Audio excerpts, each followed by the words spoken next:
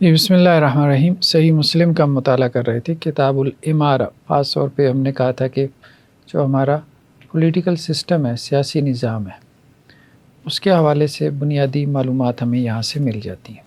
باب فضیلت الامیر العادل، عادل حکمران کی فضیلت، و عقوبت الجائر، اور ظالم حکمران کی سزا، یعنی عادل حکمران کو آخرت میں اجر ملے گا اور ظالم حکمران کو سزا ملے گی۔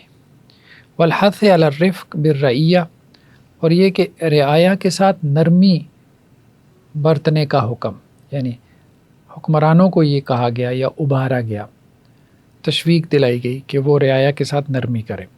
والنہی عن ادخال المشقۃ علیہم، اور ان کو منع کیا گیا کہ رعایا کے اوپر مشقت ڈالیں۔ تو اللہ کے نبی صلی اللہ علیہ وسلم کی حدیث ہے کہ ان المقسطین عند اللہ، عدل کرنے والے اللہ کے پاس، علی منابر من نور، نور کے ممبروں پر ہوں گے۔ اللہ کا قرب حاصل ہوگا اللہ کے ہاں ان کو، اور وہ نور کے ممبروں پر ہوں گے۔ ان یمین الرحمن عز وجل، اور اللہ کے داہنی طرف ہوں گے۔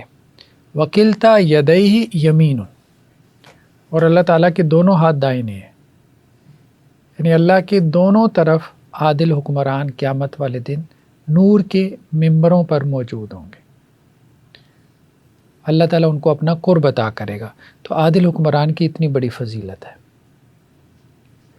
الذین یعدلون فی حکمہم، یہ کون ہیں؟ عادل حکمران کون ہیں؟ جو اپنے فیصلوں میں عدل کرتے ہیں۔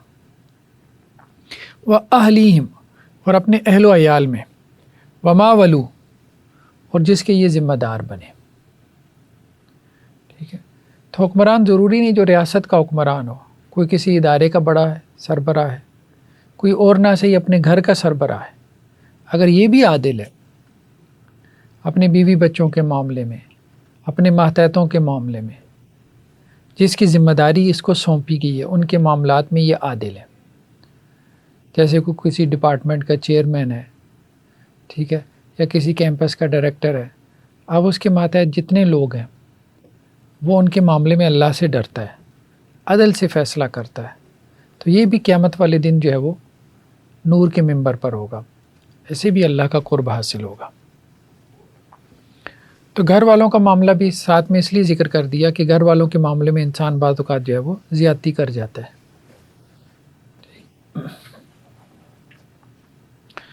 عبد الرحمن بن شماسہ سے ہے کہ میں سیدہ عائشہ رضی اللہ عنہ کے پاس آیا تاکہ ان سے کوئی مسئلہ پوچھوں، تو انہوں نے یعنی سیدہ عائشہ نے پوچھا کہ آپ کون ہیں؟ فقلت رجل من اہل مصر، میں نے کہا جی میں مصر سے ہوں۔ تو انہوں نے کہا کیف کان صاحبکم لکم فی غزاتکم ہذی، کہ تمہارے یہ جو مصر کے سربراہ ہیں، گورنر ہیں، جن کے ساتھ مل کے تم نے جنگیں لڑی ہیں، ان کے کیا معاملات ہیں؟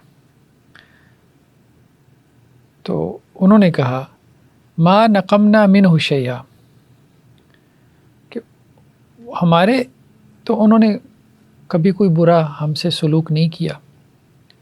ان کان لیموت للرجل من البعیر فیؤتیہ البعیر والعبد فیؤتیہ العبد، ہم میں سے اگر کسی کا اونٹ مر جاتا ہے تو ہمارے گورنر جو ہمارے حکمران وہ اس کو اونٹ دے دیتے ہیں، کسی کا غلام جو ہے وہ فوت ہو جاتا ہے تو وہ اس کو غلام دے دیتے ہیں۔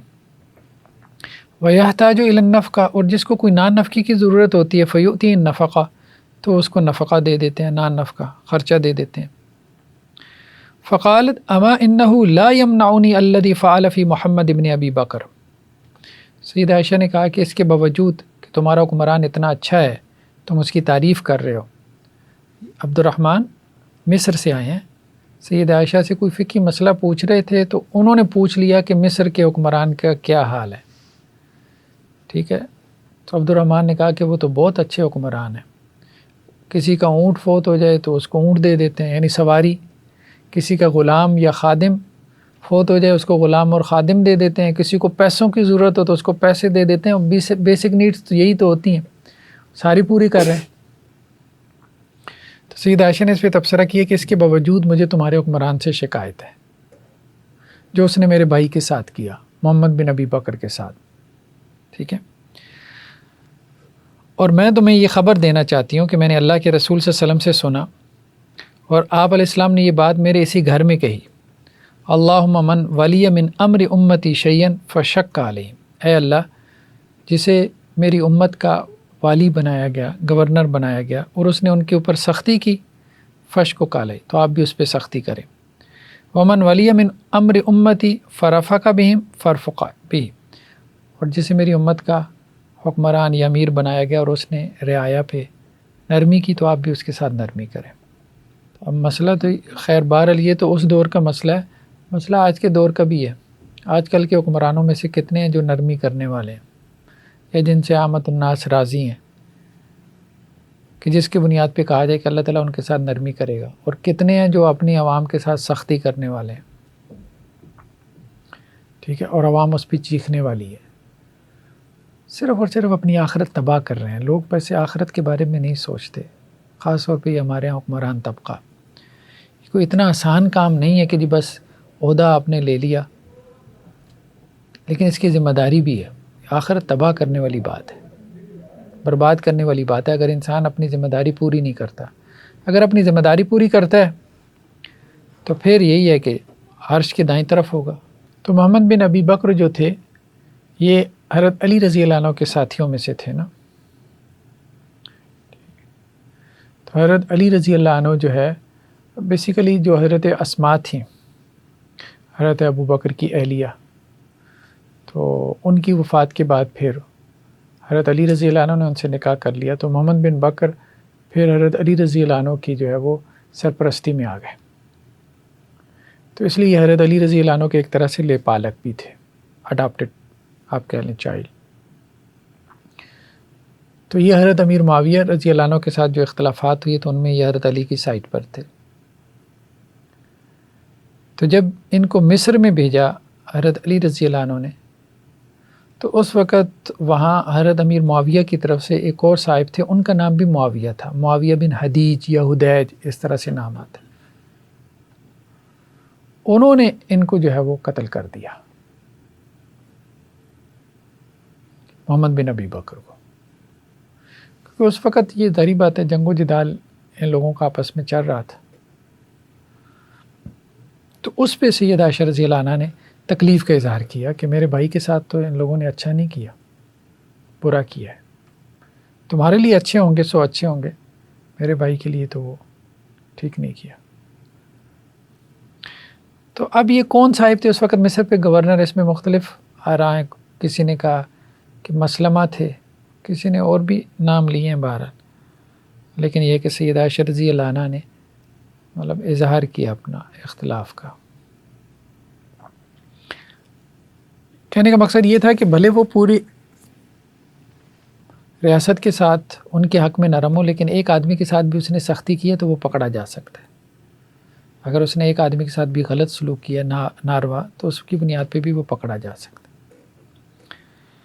حضرت عبداللہ ابن عمر سے وہ اللہ کے نبی صلی اللہ علیہ وسلم سے نقل کرتے ہیں، الا کلکم راع و کلکم مسئول عن رعیتہ، تم میں سے ہر ایک نگران ہے یعنی چرواہا ہے، اور ہر ایک سے اس کی رعیت کے بارے میں پوچھا جائے گا۔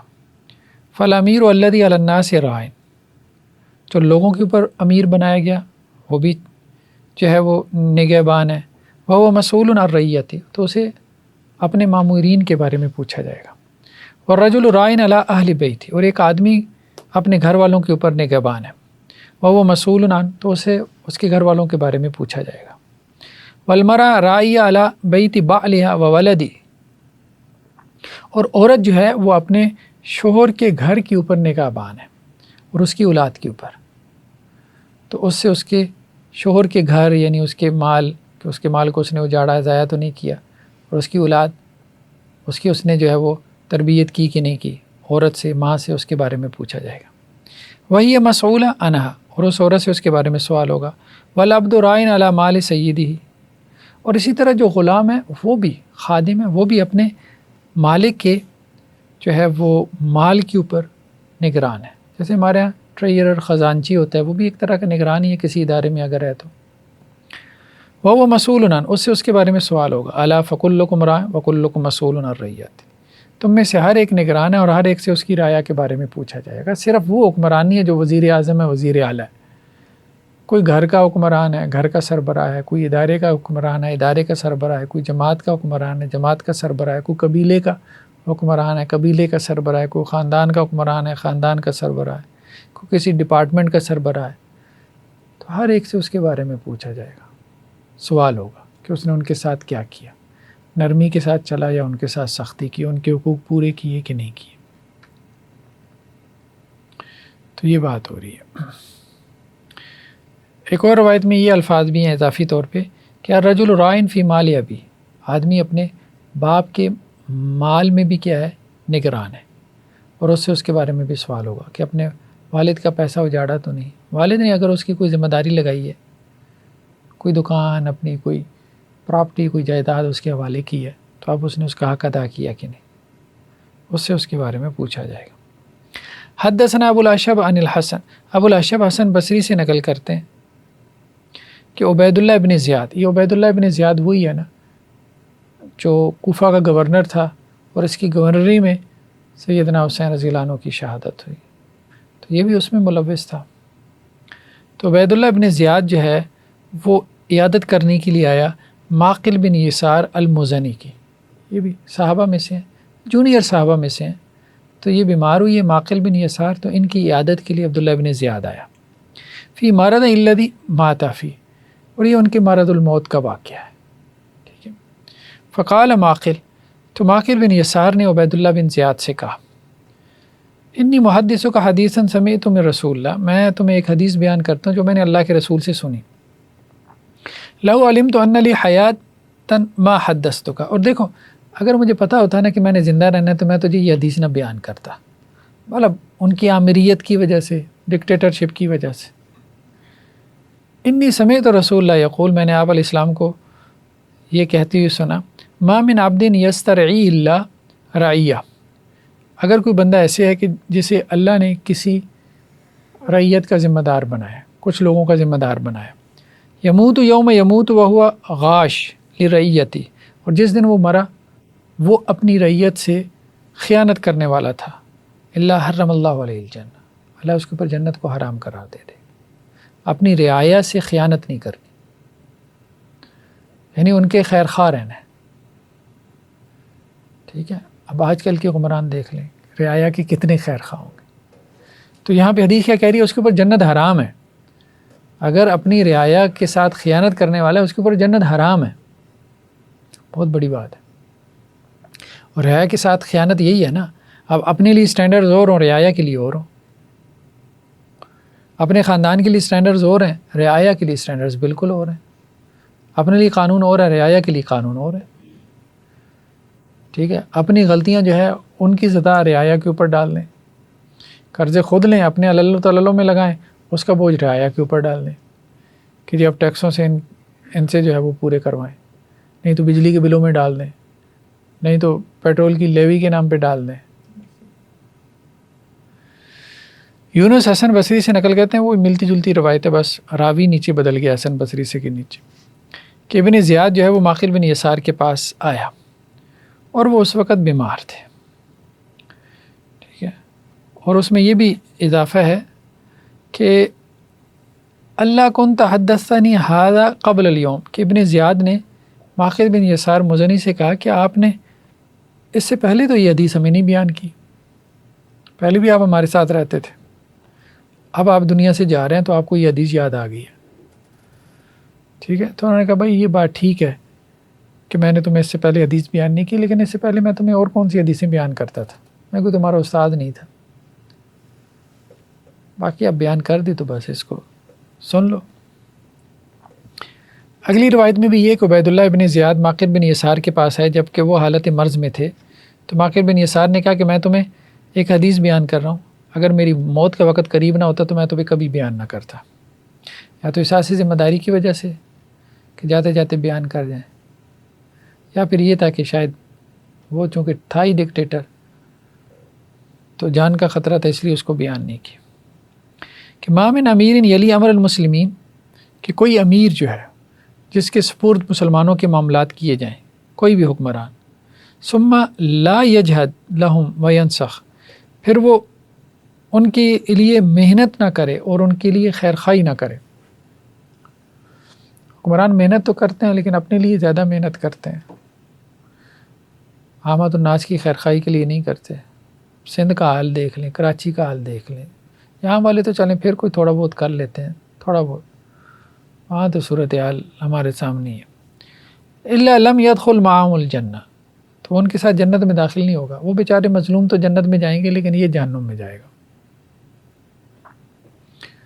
تو یہ جہنم خریدنے والی بات ہے، حکمرانی جو ہے وہ ڈائریکٹ جہنم خریدنے والی بات ہے، اگر تو انسان اس کا حق ادا نہ کرے، اور حق کوئی ہزار میں سے شاید کوئی ایک آدھا کوئی ادا کرتا ہو۔ تو عائذ بن عامر جو ہے وہ اللہ کے نبی صلی اللہ علیہ وسلم کے صحابہ میں سے تھے، وہ عبید اللہ بن زیاد کے پاس آئے، تو انہوں نے کہا اے میرے بچے، میں نے اللہ کے رسول صلی اللہ علیہ وسلم سے سنا ہے، آپ نے فرمایا ان شر الرعاء الحطمہ، بدترین حکمران وہ ہے جو کہ ظلم کرنے والا ہے، فإیاک ان تکون منہم، تو ایسے حکمرانوں میں سے مت ہو جانا۔ تو عبید اللہ اپنی زیاد کو جو ہے یہ نصیحت کی انہوں نے۔ فقال له اجلس، تو عبید اللہ بن زیاد اس کے اندر بھی نخوت تکبر زیادہ تھا، تو وہ کہنے لگا کہ بیٹھ جاؤ بزرگوں، بیٹھ جاؤ، فإنما انت من نخالۃ اصحاب محمد، آپ تو اصحاب محمد کا بھوسا ہو، مطلب جیسے چھلنی میں سے آٹا نکل جاتا ہے تو باقی بھوسا رہ جاتا ہے، یعنی آپ کو کون جانتا ہے، ٹھیک ہے آپ نے دیکھا ہوگا، مطلب اس نے ان کا تحقیر کی نا۔ فقال وهل كانت لهم نخالہ، تو انہوں نے جواب میں کہا کہ دیکھو جو بھی اللہ کے رسول کے صحابہ ہیں نا، تو ان میں سے کوئی نخالہ نہیں ہے، کوئی بھوسا نہیں ہے، انما كانت النخالہ بعد، بھوسا تو وہ ہیں جو ان کے بعد ہے، جو ان کے علاوہ ہے۔ باب غلظ تحریم الغلول، غنیمت میں جو ہے مال غنیمت کے اندر خیانت کرنے کی حرمت اور سختی کا بیان۔ اس وقت مال غنیمت ہوتی تھی بیت المال میں، آج بیت المال میں جو بھی ٹیکس کا پیسہ ہے آپ کہہ لیں، اور جو بھی اسٹیٹ بینک کا پیسہ ہے یا ریاست کے پاس جو پیسہ آ جاتا ہے اس میں خیانت کرنا، تو خیانت تو کرتے ہیں یہ سارے کرپٹ ہیں، اسی سے تو انہوں نے سارے یہ ایسٹس بنائے ہیں، ورنہ کون سے جدی پوچھتے یہ سارے ایسٹس لے کے آ رہے ہیں، سب خائن کرپٹ ہیں۔ حضرت ابو ہریرہ سے ہے کہ اللہ کے نبی صلی اللہ علیہ وسلم ایک دن ہمارے درمیان کھڑے ہوئے اور آپ نے خیانت کا تذکرہ کیا، اور خیانت کے معاملے کو آپ نے بہت بڑا قرار دیا کہ یہ خیانت ٹھیک نہیں ہے، جیسے کرپشن کہتے ہیں، یہاں خیانت سے مراد مالی کرپشن ہے، بیت المال کا پیسہ کھا جانا، عوام کا ریاست کا پیسہ کھا جانا۔ پھر آپ نے فرمایا لا الفین احدکم یجیء یوم القیامہ، دیکھو ایسا نہ ہو قیامت والے دن میں دیکھوں تم میں سے کوئی ایک آئے علی رقبتہ بعیر لہ رغا، اور اس کی گردن کے اوپر اونٹ بیٹھا ہو اور وہ بلبلا رہا ہو، یہ نہ ہو۔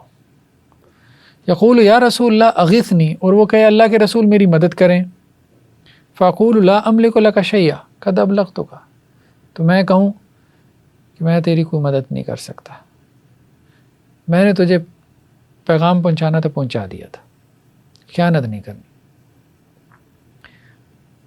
خیانت کا اونٹ ہوگا نا، مطلب اونٹ مال لیا، اس وقت یہ مال مویشی ہوتے تھے، آج کل ڈالر ہے، روپیہ پیسہ ہے، ٹھیک ہے،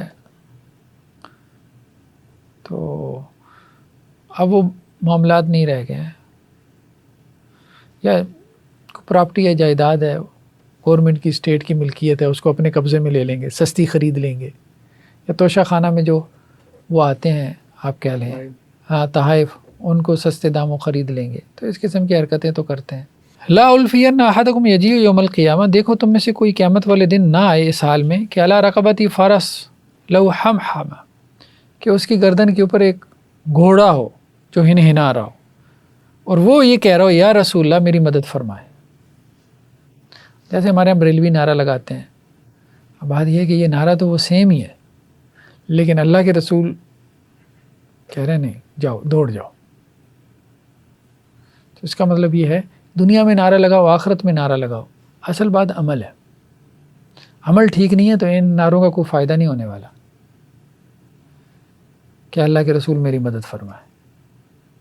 اللہ کے رسول اسی صورت مدد فرمائیں گے جب آپ کا عمل اللہ کے رسول کی سنت کے مطابق ہوگا, کتاب کے مطابق ہوگا.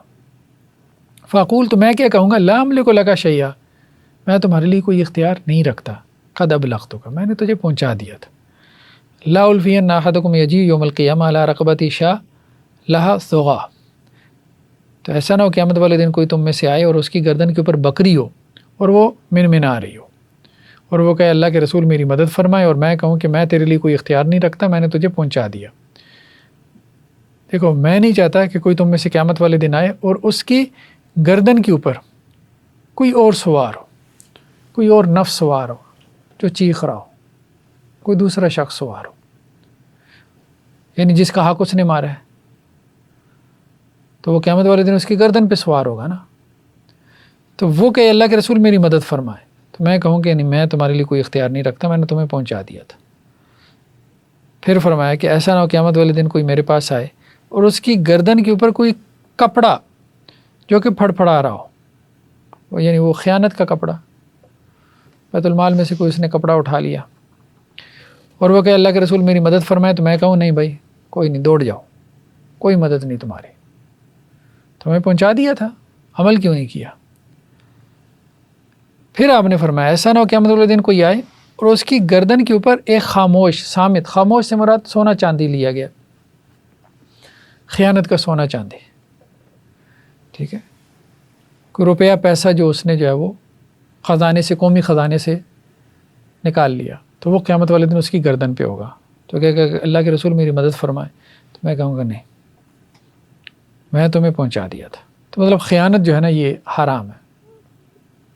تو وہ حکمران جو اپنی ذمہ داریاں ادا نہیں کر رہا, رعایا کے ساتھ سختی کر رہا ہے, ان کے ساتھ نرمی نہیں کر رہا, اس کے لیے بھی جہنم کی وعید ہے, جہنم کی حرام ہونے کی اس کے لیے بھی ڈراوا ہے. اور دوسرا وہ جو خیانت کر رہا ہے, مالی خیانت کر رہا ہے, اس کے لیے بھی وعید ہے. یہ ہمارے حکمرانوں کے لیے خیانت تو چھوٹا سا لفظ ہے, بہت چھوٹا سا, جو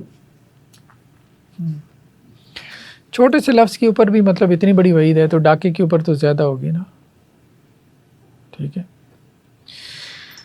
تو خیانت نہیں کر سکتے اور اپنی ذمہ داریاں پوری طرح سے ادا کرنی ہیں. اس کے بعد ایک اور چیز ہے, خیانت تو نہیں ہے لیکن یہ ہے کہ کہتا ہے کہ جی یہ مجھے تحفے ملے, یہ لوگ آ کے مجھے تحفے دیتے ہیں, میں نے خیانت نہیں کی, بیت المال سے پیسے نہیں اٹھائے, ٹھیک ہے, ریاست کے پیسے نہیں لی, لوگوں نے آ کے مجھے تحفے دیے, تو کہا کہ یہ تحفے بھی تیرے نہیں بنتے, آرام سے بیت المال میں جمع کروا. باب تحریم ہدائی العمال, سرکاری ملازموں کو تحفے دینا حرام ہے, ان کے لیے تحفہ وصول کرنا جائز نہیں ہے. سرکاری ملازم کے لیے, سرکار کا ملازم ہے, تنخواہ لے رہا ہے بس, اس کے علاوہ وہ رشوت ہے جو حرام ہے, بھلے اس کو سپیڈ منی کہے, کچھ بھی کہہ دے, سروس چارجز کہہ دے.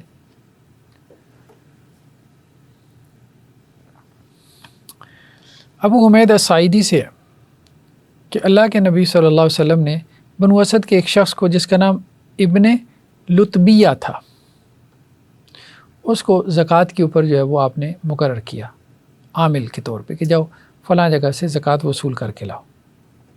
تو جب وہ زکوٰۃ وصول کر کے لایا تو اللہ کے رسول کو کہنے لگا ھذا لکم وھذا اہدی لی, یہ تو زکوٰۃ ہے اور یہ لوگوں نے مجھے تحفے دیے ہیں. تو آپ علیہ السلام ممبر پہ کھڑے ہوئے, آپ نے اللہ کی حمد و ثنا بیان کی اور آپ نے کہا یہ عاملوں کو کیا ہو گیا ہے, یہ ہمارے سرکاری ملازمین کو کیا ہو گیا ہے, ہم ان کو بیچتے ہیں اور واپس آ کے کہتے ہیں کہ جی یہ تو آپ کے لیے صدقات اور زکوٰۃ اکٹھی ہوئی ہے اور یہ لوگوں نے ہمیں تحفے دیے. افلا قعد فی بیت ابی او فی بیت امی, اپنے باپ یا اپنی ماں کے گھر میں بیٹھا رہے, حتی ینظر ایہدی الیہ املا, پھر ہمیں بتائے کہ اس کو کتنے تحفے ملتے ہیں, لوگ اس کو کتنے تحفے دے کے جاتے ہیں.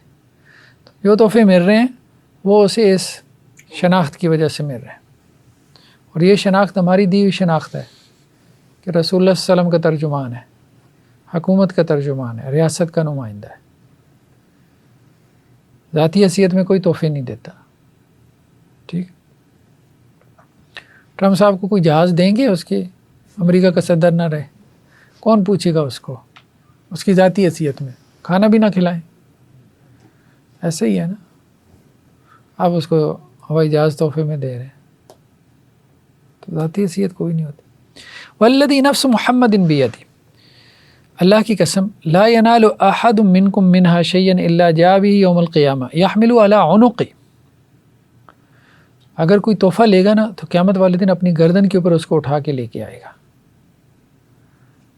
بعیر لہ رغا، اونٹ تحفے میں لیا تو وہ اونٹ جو ہے وہ اس کی گردن کے اوپر سوار ہوگا. ٹھیک ہے. بلکہ پچھلے دنوں یہ وہ ایک ویڈیو میں دیکھ رہا تھا، کو سرکاری جو ہے وہ نمائندہ پکڑا گیا ہے. تو یہ بقرعید سے پہلے کی بات ہے، عید الاضحیٰ سے پہلے کی. وہ لوگ اب چھپ کے ویڈیو بنا لیتے ہیں. تو وہ رشوت لیتی ہوئی کہہ رہا تھا کہ جی بیگم نے اس دفعہ کہا ہے کہ اونٹ کی قربانی کرنی ہے، تو اس کی قربانی جو ہے نا وہ اب آپ نے کروانی ہے، مطلب ایک اونٹ کے پیسے دینے. تو یہ وہ اونٹ ہی آ گیا ہے. یعنی آج کل بھی لوگوں کو اونٹ نہیں بھولا ہوا. لوگ کہیں گے پتہ نہیں آج کل اونٹ کی کیا نسبت ہے. جس بیچاری کی لکھی ہوئی ہے اس کی گردن پہ اونٹ نے سوار ہونا ہے، اس نے آج بھی اونٹ جو ہے نا اس کے ذریعے کرپشن جو ہے وہ کرنی ہے. او بقرہ لو خوار، یا اس کی گردن پہ جو ہے وہ کوئی گائے بیل ہوگی جو ڈکار رہی ہوگی. او شاہ طیر، یا کوئی بکری ہوگی منمنا رہی ہوگی. ثم رفع یدیہ حتی رأینا افرتِ ابطی، پھر آپ علیہ السلام اپنے ہاتھ اٹھائے یہاں تک کہ ہم نے آپ کی بغلوں کی سفیدی دیکھی. پھر آپ نے فرمایا اللہم هل بلغت، اے اللہ کیا میں نے پہنچا نہیں دیا؟ میں نے پہنچا دیا. خیانت نہیں کرنی، خیانت بھی نہیں کرنی، تحفے بھی نہیں لینے، تحفے بھی نہیں لینے. یہی تحفے قیامت والے دن وبال بن جائیں گے. اگلی روایت بھی اسی سے ملتی جلتی ہے. ابو حمید ساعدی سے کہ اللہ کے نبی صلی اللہ علیہ وسلم نے ابن لطبیہ کو، جو کہ اسد قبیلے سے تعلق رکھتے تھے، زکوٰۃ وصول کرنے کے لیے جو ہے وہ عامل بنا کے بھیجا.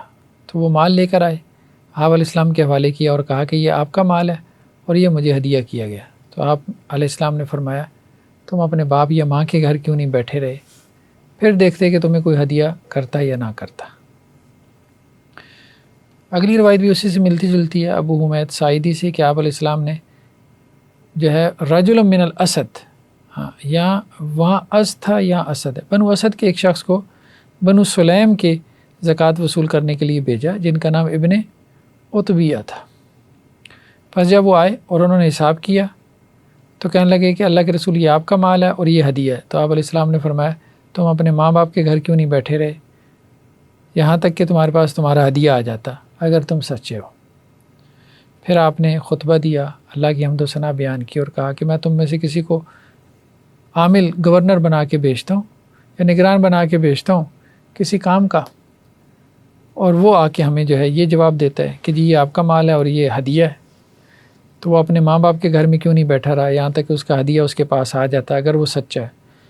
اللہ کی قسم تم میں سے کوئی شخص اگر یہ ناحق طور پہ، یعنی یہ ناحق ہی ہوا یہ ہدیہ، اس کو حاصل کرے گا تو قیامت والے دن وہ اللہ سے اس حال میں ملاقات کرے گا کہ وہ مال اس نے اپنی گردن پہ اٹھایا ہوگا. ٹھیک ہے. تو ایسا نہ ہو کہ قیامت والے دن وہ اللہ سے ملاقات کرے اس حال میں کہ ایک اونٹ اس کی گردن پہ جو ہے وہ موجود ہو اور وہ اونٹ جو ہے وہ بلبلا رہا ہو، یا کوئی گائے بیل اس کی گردن پہ سوار ہو اور وہ ڈکار رہی ہو، یا کوئی جو ہے وہ بکری اس کی گردن پہ سوار ہو اور منا رہی ہو. پھر آپ نے اپنے ہاتھ اٹھائے یہاں تک کہ آپ کی بغلوں کی سفیدی نظر آئی اور آپ نے فرمایا اے اللہ کیا میں نے پہنچا دیا. تو یہ بقیہ روایت بھی جو ہے وہ اسی سے ملتی جلتی ہیں. ٹھیک ہے. نیکسٹ روایت کیا ہے؟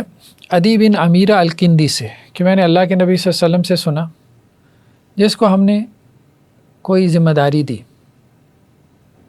کوئی بھی کسی بھی قسم کی ذمہ داری دی، فَقَتَمَنَا مِخْيَةً فما فوقہ، تو اس نے ایک سوئی ہم سے چھپا لی. سوئی کیا ہوتی ہے؟ بہت چھوٹی چیز یا کوئی اس سے بھی ہلکی چیز. کان غلولا یاتی بھی یوم القیامہ، یہ بھی خیانت ہے. سوئی چھپا لینا یہ بھی خیانت ہے، اور قیامت والے دن یہ لے کر آئے گا اپنے ساتھ. فقام الیہ رجل اسود من الانصار، تو انصار صحابہ میں سے ایک شخص کھڑا ہوا، اس کی رنگت کالی تھی. کانی انظر الیہ، گویا کہ میں اس کی طرف دیکھ رہا تھا.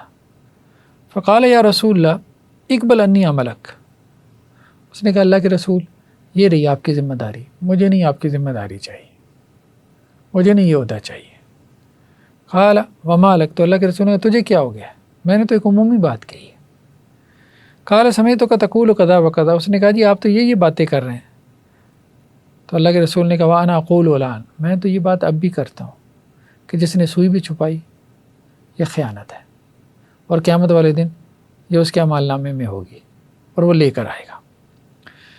تو جس کو ہم نے کوئی کام دیا ہے تو وہ کچھ بھی اس کے پاس ہے، تھوڑا ہو یا زیادہ ہو، وہ اس کو قیامت والے دن لے کر آئے گا. فما، ہاں بلکہ یہ بھی کہ جو بھی اس کے پاس تھوڑا ہو زیادہ وہ اس کو ہمارے پاس لے کر آئے. فما اوتی منہ اخذ وما نہی عنہ انتہا، اور جو اس کو دیا جائے وہ رکھ لے، اور جو اس سے روک لیا جائے اس سے وہ رک جائے. تو یہ آپ علیہ السلام نے اپنا سٹانس باقی رکھا. تو لوگوں نے پھر کہا کہ جی ہم تو عہدہ نہیں سنبھالنا چاہتے، اگر اتنی بڑی ذمہ داری ہے تو کون جہنم میں جانا چاہتا ہے؟ تھوڑی بہت تو کمی بیشی ہو جاتی ہے. باب وجوب طاعت الامراء فی غیر معصیہ و تحریمها فی المعصیہ، امراء کی اطاعت واجب ہے غیر معصیت میں، یعنی جب نافرمانی نہ ہو اللہ اور اس کے رسول کی تو پھر امیر کی اطاعت واجب ہے، اور اگر اللہ اور اس کے رسول کی نافرمانی ہو تو پھر امیر کی اطاعت کیا ہے؟ حرام ہے. ابن جریج یہ کہتے ہیں کہ یا ایھا الذین آمنوا اطیعوا اللہ و اطیعوا الرسول و اولی الامر منکم، اللہ کی اطاعت کرو، اللہ کے رسول کی اطاعت کرو، اور اولی الامر کی، اپنے حکمرانوں کی اطاعت کرو. یہ آیت نازل ہوئی عبداللہ بن حذافہ بن قیس بن عدی السہمی کے بارے میں. اللہ کے نبی صلی اللہ علیہ وسلم نے ان کو ایک سریے میں بھیجا، اور مجھے یہ خبر دی یعلا بن مسلم نے سعید بن جبیر سے، اور انہوں نے ابن عباس سے. یہ آگے آ رہا ہے واقعہ ہے.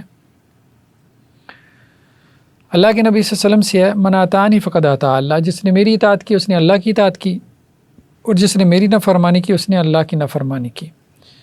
ومن یطیع الامیر فقد اطاعنی، اور جس نے امیر کی اطاعت کی اس نے میری اطاعت کی. ومن یعص الامیر فقد عصانی، اور جس نے امیر کی نافرمانی کی اس نے میری نافرمانی کی. یعنی اللہ کے رسول کی طرف سے مقرر کردہ امیر کی بات ہو رہی ہے نا، لیکن قرآن میں عام ہے، اس میں باقی حکمران بھی شامل ہیں، تو اس لیے دوسرے بھی مراد لیے جا سکتے ہیں. ایک اور روایت میں من اطاعنی فقد اطاع اللہ ومن عصانی فقد عصی اللہ، جس نے میری اطاعت کی اس نے اللہ کی اطاعت کی، جس نے میری نافرمانی کی اس نے اللہ کی نافرمانی کی. ومن اطاع امیری، جس نے میرے امیر کی اطاعت کی، فقد اطاعنی، اس نے میری اطاعت کی. ومن عصی امیری فقد عصانی، جس نے میرے امیر کی نافرمانی کی اس نے میری نافرمانی کی.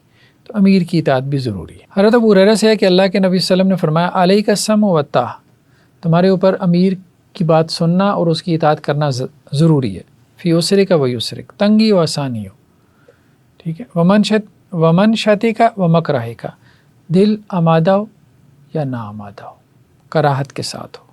واثرۃ علیک، بھلے کسی کو تمہارے اوپر ترجیح دی جائے. بڑا مسئلہ یہ ہوتا ہے نا، کسی کو ترجیح دی جائے تو آپ کو لگ رہا ہے کہ اس کو بلا وجہ ترجیح دی گئی ہے، اس کے باوجود آپ نے نظم نہیں توڑنا، یہ بڑی بات ہے. خالد بن ولید رضی اللہ عنہ کو حضرت عمر رضی اللہ عنہ نے گورنری سے ہٹا دیا، نظم سے نکلے نہیں.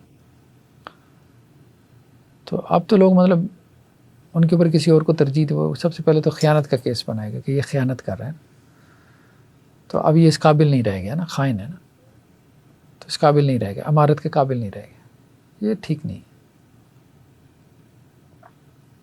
حضرت ابو ذر سے ان خلیل اوصانی ان اسمع و اوتی، کہ میرے خلیل نے مجھے وصیت کی، یعنی اللہ کے نبی صلی اللہ علیہ وسلم نے، کہ میں سنوں اور اطاعت کروں. وَإِنْ كَانَ عَبْدًا مُجَدَّ الْأَطْرَافِ، بھلے وہ غلام جو کہ اعضاء کٹے ہوا غلام ہی کیوں نہیں، یعنی اس کے ہاتھ پاؤں کٹے ہوئے ہوں. ایسا غلام بھی اگر میرے اوپر امیر بنا دیا جائے تو میں اس کی اطاعت کروں. یہ آپ علیہ السلام کی جو ہے وہ وصیت تھی. عبدًا حبشین مجد الاطراف، ایک روایت میں یہ بھی ہے کہ حبشی غلام، ہزا کٹا ہوا اور حبشی غلام. یحییٰ بن حسین سے ہے کہ میں نے اپنی دادی سے سنا، انہوں نے اللہ کے نبی صلی اللہ علیہ وسلم سے سنا کہ آپ حجۃ الوداع کے موقع پہ کہہ رہے تھے وَلَوْ اُسْتُعْمِلَ عَلَيْكُمْ عَبْدٌ يَقُودُكُمْ بِكِتَابِ اللَّهِ، اگر تمہارے اوپر کوئی غلام جو ہے وہ حکمران بنا دیا جائے جو اللہ کی کتاب کے مطابق تم کو چلائے، اسمہو لہو واطیعوا، تو اس کی بھی سموتات کرو، اس کی بھی فرما برداری کرو. تو باقی کچھ روایات میں انہوں نے کہا کہ اسود یعنی کالے غلام کی بھی بات ہے. حضرت عبداللہ بن عمر سے وہ اللہ کے نبی صلی اللہ علیہ وسلم سے نقل کرتے ہیں علی المرء المسلم السمع والطاعۃ، مسلمان مرد کے اوپر کیا ہے؟ سمع و طاعت ہے.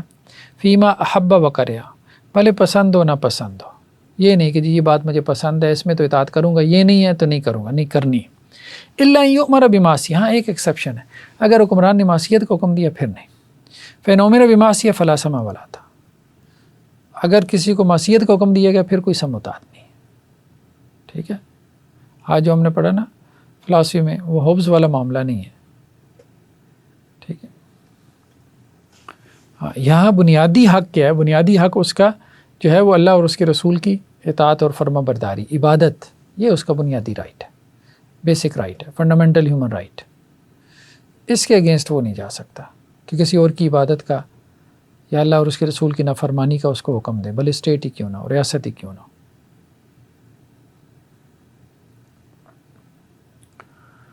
حضرت علی سے ہے کہ اللہ کے نبی صلی اللہ علیہ وسلم نے ایک لشکر بھیجا اور اس کے اوپر ایک شخص کو امیر بنایا، تو اس نے آگ جلائی اور کہا کہ اس میں کود جاؤ.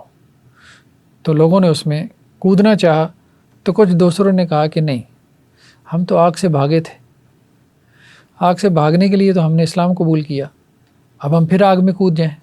تو آپ علیہ السلام کے سامنے جب اس واقعے کا تذکرہ ہوا تو جن لوگوں نے آگ میں کودنا چاہا تھا آپ نے فرمایا کہ اگر تم داخل ہو جاتے اس آگ کے اندر تو قیامت تک تم اس آگ میں رہتے. ٹھیک ہے، اور دوسروں سے آپ نے پھر بھلی بات کہی، یعنی جنہوں نے کودنا نہیں چاہا تھا. اللہ کے رسول نے کہا کہ دیکھو اللہ کی نافرمانی میں کسی کی بھی اطاعت جائز نہیں، اطاعت صرف معروف کے دائرے میں. تو ریاست کی اطاعت بھی معروف کے دائرے میں، اللہ کی نافرمانی کے دائرے میں نہیں. وہ ایک علیحدہ بات ہے کہ جان بچانے کے لیے کوئی کلمہ کفر کہہ لیتا ہے. اگلی روایت بھی اسی سے ملتی جلتی ہے، حضرت علی رضی اللہ عنہ سے کہ آپ علیہ السلام نے ایک سریہ بھیجا اور ایک انصاری کو اس کے اوپر نگران بنایا اور لوگوں کو کہا کہ اس انصاری کی تم نے سمع و طاعت کرنی ہے، بات ماننی ہے. تو وہ لوگ اس کی بات نہیں مان رہے تھے تو ان کو غصہ آ گیا. ٹھیک ہے، تو انہوں نے کہا بھائی لکڑیاں جمع کرو. تو لوگوں نے لکڑیاں جمع کی، انہوں نے کہا آگ لگاؤ، انہوں نے آگ لگائی. تو پھر انہوں نے کہا بھائی دیکھو اللہ کے رسول نے کہا تھا میری بات ماننی ہے، سننی ہے. انہوں نے کہا جی ہاں. انہوں نے کہا ٹھیک ہے آگ میں چھلانگ لگا دو. تو وہ ایک دوسرے کی طرف دیکھنے لگ گئے. پھر ان میں سے بات کہنے لگی کہ جی ہم تو آگ سے بھاگے ہیں تو ہم کیسے آگ میں چھلانگ لگا دیں. تو انہوں نے نہیں لگائی. اس کے بعد ان انصاری جو امیر تھے ان کا غصہ ٹھنڈا ہو گیا، آگ بھی بجھ گئی. جب وہ واپس مدینہ میں آئے آپ علیہ السلام سے اس واقعے کا تذکرہ کیا تو آپ نے فرمایا اگر وہ آگ میں داخل ہو جاتے تو وہ اس سے کبھی بھی نہ نکل پاتے، یعنی عالم برزخ میں وہ اس آگ میں ہی رہتے. اور اطاعت تو صرف معروف میں ہے. ایک اور روایت میں ہے کہ ہم نے اللہ کے نبی صلی اللہ علیہ وسلم سے سمع و طاعت پہ بیعت کی کہ ہم آپ کی بات سنیں گے اور مانیں گے. سمع سننا، اطاعت ماننا، تنگی میں اور آسانی میں، دونوں حالتوں میں. والمنشط والمکرہ، چاہے دل آمادہ ہو چاہے نہ آمادہ ہو. یہ بھی عام بات ہے. بعض اوقات لوگ سوال کرتے ہیں جی نماز پڑھنے پہ دل آمادہ نہیں، لیکن آمادہ نہیں بھی ہے پھر بھی کام کرنا ہے، شاید اس کا دوہرا اجر ملے کیونکہ مجاہدہ بڑھ جاتا ہے. وَعَلَىٰ أَثَرَةٍ عَلَيْنَا، اور بھلے ہمارے اوپر کسی کو ترجیح دی جائے، کو بعد میں آیا اس کو ترجیح دے دی گئی، پھر بھی ہم بات مانیں گے. وَعَلَىٰ أَلَّا نُنَازِعَ الْأَمْرَ أَهْلَهُ، اور یہ کہ ہم جن کے پاس وہ عمارت ہے ان کے ساتھ ہم جھگڑا نہیں کریں گے، ان سے وہ چھینیں گے نہیں. وعلی ان نقول بالحق اینما کنا، اور یہ کہ جہاں پہ بھی ہم حق بات کہیں. دونوں باتیں، حکومت اور امارت اور عہدہ اور اختیارات چھیننے نہیں ہیں، اور حق کہنے سے باز نہیں آنا. ٹھیک ہے. امر بالمعروف فرض ہے، اطاعت واجب ہے، اور عمل بالمعروف پھر بھی فرض ہے، وہ کرتے ہی رہنا. لا نخاف فی اللہ لومۃ لائم، اور اس معاملے میں ہم کسی ملامت کرنے والے کی ملامت کی پرواہ نہیں کریں گے، منہجی ہو غیر منہجی ہو جو بھی ہو. امر بالمعروف نہی عن المنکر لازماً کرنا ہے، حکمران کو بھی. ہم بغاوت نہیں کرنی اس کے خلاف، اس سے جو ہے وہ اس کا اختیار چھیننا نہیں ہے. وہی بات جیسے ریوولٹ آپ کہہ رہے ہیں، اس کی بات ہے.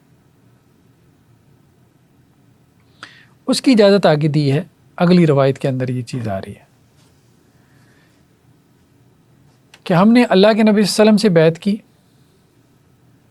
اور یہ بیعت سموتات پہ تھی، اور یہ تھی کہ جی دل ہمارے رضامند ہوں گے یا ہم کسی اس میں اپنے دل پہ جبر کریں گے، دونوں حالتوں میں، تنگی میں ہو آسانی میں ہو، یعنی معاشی اعتبار سے ہم آپ کو فالو کریں گے. کسی کو ہمارے اوپر ترجیح دی جائے پھر بھی آپ کو فالو کریں گے، اور جن کو آپ امیر مقرر کریں گے ان سے ہم ان کی اتھارٹی چھینیں گے نہیں، جھگڑا نہیں کریں گے. تم امیر نہیں ہو، ہم تو تمہاری عمارت نہیں مانتے، اس کی جگہ اپنی عمارت کا جھنڈا کھڑا نہیں کریں گے.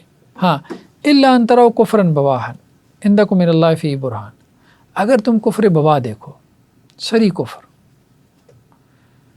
جس کو ثابت کرنے کے لیے تمہارے پاس کوئی برہان ہو اللہ کے یہاں کہ ہاں آپ اس کو ثابت کر سکتے ہو، اللہ کو مطمئن کرنا ہے تم نے، پھر ٹھیک ہے، پھر چلو تم اس سے اس کے معاملے میں جھگڑا کر لو کہ اب یہ کافر ہو چکا ہے، اب یہ اس قابل نہیں رہ گیا. لیکن اس کے باوجود اب تو کافر بھی بنا لیتے ہیں، مارنے سے پہلے کافر بناتے ہیں. یہ سارے داعش اور یہ ٹی ٹی پی یہی تو کام کرتے رہے. کافر بنانا بھی بہت آسان ہو گیا نا. لیکن کہنے کا مقصد یہ کہ یہ صرف کفر نہیں ہے، کفر بوا، ایسا کفر جو سب کو نظر آتا ہو، اتنا واضح ہو کہ ہر بندہ کہے ہاں یار یہ کفر ہے، اسے تو بندہ دائرہ اسلام سے نکل ہی جاتا ہے. ایسا ہو، یہ نہیں کہ اس نے اپنے طور پہ کافر بنایا ہوا. ٹھیک ہے. تو وہ اگر ہو تو اس صورت میں بھی اجازت ہے، لازم نہیں ہے، اجازت ہے کہ تم کافر کی عمارت پہ راضی نہیں ہو، چلو ٹھیک ہے. مطلب صرف تم نہیں نا، باقی سب کو بھی تو نظر آ رہا ہو. اب ہوتا تو یہ کہ دو دھڑے بن جاتے ہیں، وہ بھی مسلمان ہی ہوتے ہیں جو اس دھڑے کے ہوتے ہیں، اور جو ان سے نکل کے علیحدہ ہو جاتا ہے اور ان کے خلاف بغاوت کر دیتا ہے وہ بھی انہی میں سے ایک ہوتا ہے. ٹھیک ہے. وہی جو سارے رشیا کے خلاف جہاد کر رہے تھے، جب رشیا نکلا تو آپس میں جہاد شروع ہو گیا. یہ معاملہ ہو گیا، یہ نہیں ہونا چاہیے. باب الامام جنہ یقاتل من ورائی ویتقی بہ، امام یعنی امام کی اہمیت کی بات ہو رہی ہے نا. کیوں منع کیا گیا کہ آپ نے خروج بغاوت کی طرف کیوں نہیں جانا؟ کیونکہ امام ڈھال ہے، اس کے ذریعے سے تم دشمن سے اپنے آپ کو بچاتے ہو، اور اس کے ذریعے سے تم دشمن سے قتال اور جنگ کرتے ہو. کوئی ایک بڑا ہوگا ہی نہیں تو کیسے دشمن سے جنگ کرو گے؟ دشمن تمہارے اوپر غالب آ جائے گا. حضرت ابو ہریرہ سے اللہ کے نبی صلی اللہ علیہ وسلم سے نقل کرتے ہیں کہ انما الامام جنہ، امام ڈھال ہے، یقاتل من ورائی، اس کے پیچھے جنگ کی جاتی ہے، ویتقی بہ، اس کے ذریعے سے بچا جاتا ہے. ٹھیک ہے. اب آپ ایک وحدت ہوتے ہو نا، وحدت بن کے آپ اپنی ریاست کی حفاظت کر سکتے ہو. فإن امر بتقوی اللہ عز وجل وعدل، اگر اس نے اللہ کے تقوی کا حکم دیا اور عدل کیا یعنی حکمران نے، کان لہ بذلک اجر، تو اسے اس کا اجر ملے گا. وَإِن یأمر بغیری، اور اگر اس نے اس کے علاوہ کا حکم دیا، کان علیہ من، تو اس کے اوپر اس کا وبال ہو.